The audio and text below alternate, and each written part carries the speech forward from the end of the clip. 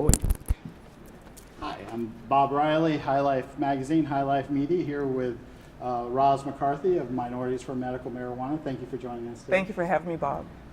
I want to kind of jump right into it.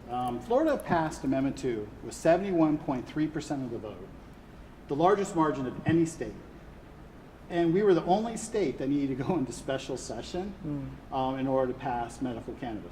As a Florida resident, what are your views on how the Florida legislature has handled this, and also your role in helping to try and make medical cannabis happen in the state of Florida? Well, I will say, as an advocate, as someone who's concerned about the education part of making sure that there's access to the medicine to all communities.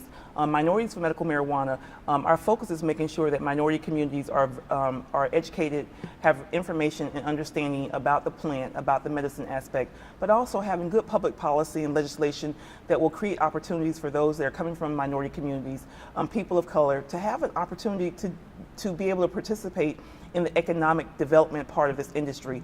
We know this is going to be a multi-billion-dollar industry for the state of Florida. What we don't want to see is that you have a certain class or certain select people who are able to come in, create a business, do a great job. And so with the session that happened this past session, we were able to write in some legislation that made diversity a requirement, diversity planning for all license holders, to have that as a requirement, a part of their license, a part of their application. They have to articulate how they're going to include diversity into their organization. So you can imagine, and when I'm thinking the bill's about to get signed and then session ends and no bill, I was a little exasperated. We put a lot of hard work in trying to make sure that language was there. I believe that the bill itself is an imperfect bill. It's still some things that need to be tweaked. I'm glad special session happened, and I'm glad they were able to come to some conclusion. But I will let you know that 2018 is our opportunity, the 71% of Floridians, to come back and say, you know what, this area of the bill still is not hitting the mark.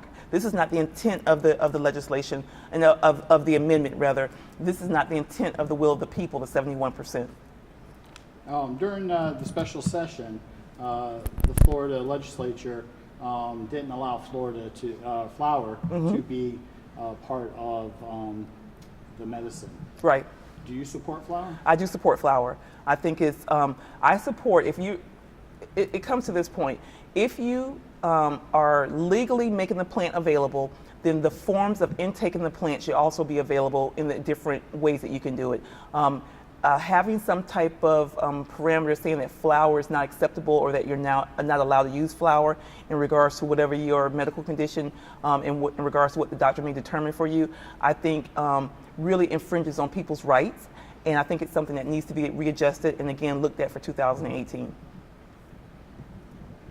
The Florida legislature has made the whole plant medical cannabis, right? Right. And federally, the DEA just reclassified CBD as a Schedule I drug. Right. In your opinion, does that mean that CBD, even hemp-derived CBD, is illegal to be sold in Florida under the current rules? And would you advise people to use hemp-derived CBD? I would.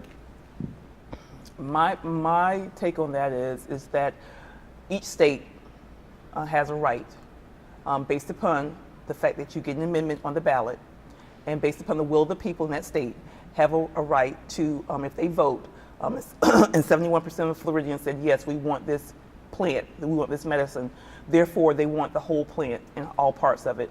Therefore, I look at the federal government, I see what they're doing in regards to rescheduling CBD. However, I think the use of CBD through the legislation that we have in place right now, I think it should be legal. I think it should be adhered to as to what we have agreed on and we voted on for the state of Florida.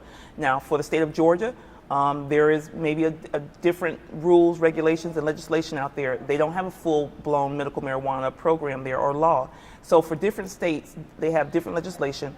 And if a state has passed it, and it has passed overwhelmingly, and the bill is in place, I do think that state should have the right to assume, go on with business as usual. As a Florida resident, do you support regulate Florida? I do support Regulate Florida. Do I think it's going to happen anytime soon? No. I think we have some challenges. I think it's going to be an uphill battle, but I support the will of the people and free will. And this plant has been maligned, has been misused, it has been characterized, it has mischaracterized a whole group of people, and I think enough is enough. And so if Regulate Florida, if we don't see it happening at a federal level, and Regulate Florida gives the Floridians an opportunity to say, this is what we want to do with the plant, and we believe in having the free will of the people, then I support it. As a woman in the cannabis industry, women tend to be significantly underrepresented. What challenges do you face trying to get the information, education out there Right. as a woman in cannabis?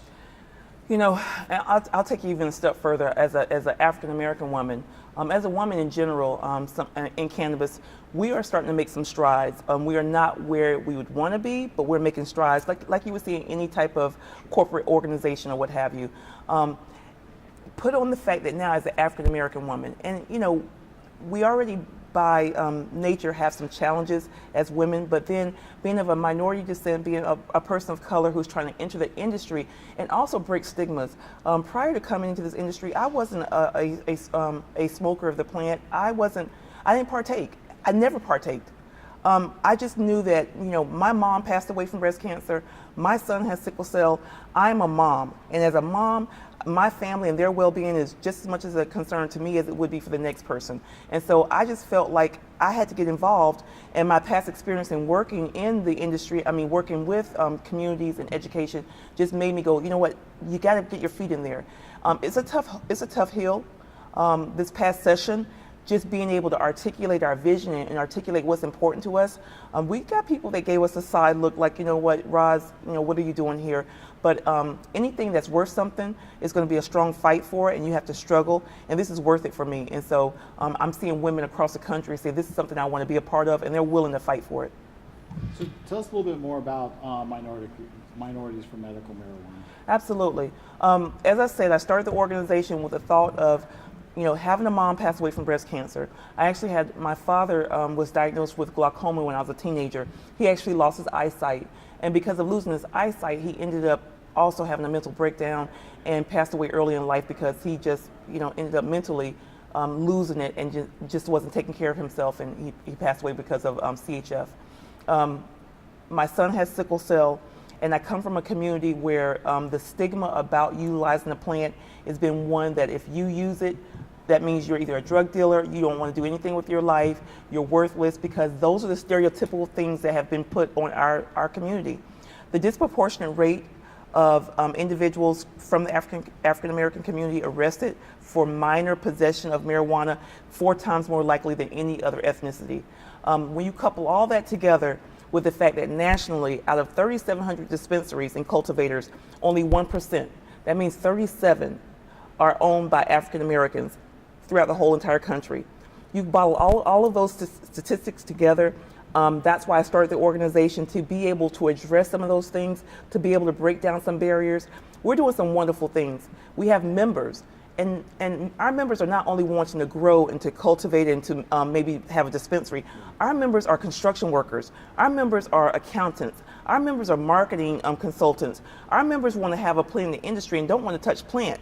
However, if you don't have someone that can help you maneuver and get through those doors, if we didn't have this organization, the legislation that you see in Florida right now would not be in place.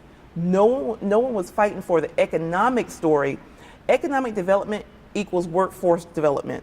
So if we can tell an economic story and get people to understand there's folks that really do want to understand the industry and learn it and be a part of it, we can then roll that into a whole workforce development program and go from there. It's not just Florida, it's nationwide.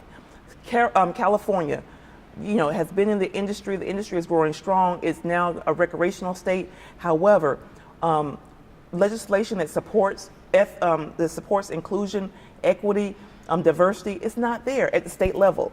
Colorado is not there at the state level. The only other state that has a strong diversity legislation would be Pennsylvania. So as an organization, we're going to look at 4 different areas. We're going to look at public policy, we're going to look at business development, we're going to look at access to health care, and we're going to look at education, social reform, and decriminalization. We have to decriminalize. If we don't do it, and God bless the cities and the municipalities who are looking to do this, but you can't be in one city and drive to the next city and have a set of different laws. So if the state of Florida doesn't look at something at the state level that says, you know what, we want to make sure there's a good, strong decrim law, so that if we're going to have this plant in our communities, that people should not be going to jail for having, you know, an ounce of cannabis. And so those are the things that we're most passionate about. We're in 13 different states right now. So you're about decriminalizing. We're about decriminalizing and making sure that we do it at a state level, so that the state creates a statute that all the different county and local levels have to adopt and have to accept. So as we continue to grow nationally, we're going to be doing this and taking this model. I'm excited for 2018 because I do believe that we have some states that are on board with us, and we're going to help them make some good legislation. And then lastly, I was wondering if you've had a chance to take a look at HIGHLIFE magazine. I was wondering what your opinion was. I like HIGHLIFE magazine, and let me tell you why. It's because of the makeup, the stories, and the content of what you have in there is applicable, where it's talking about the medicine, it's talking about the culture, it's talking about the lifestyle. But the thing that is most attractive is the layout. It's the way that it's presented. I do not want to see anything that comes across as credible that has utilizing slang words like reefer and weed and things of that nature. We have to make this plant, we have to make the conversation about this plant, we have to make it mainstream. And HIGHLIFE magazine is a mainstream magazine that's modern, that's sleek, that's interesting, and it makes you want to pick it up and read it. Well, thank you very much, Roz. I really appreciate your time. You're welcome. Thank you. Thank you. And thank you.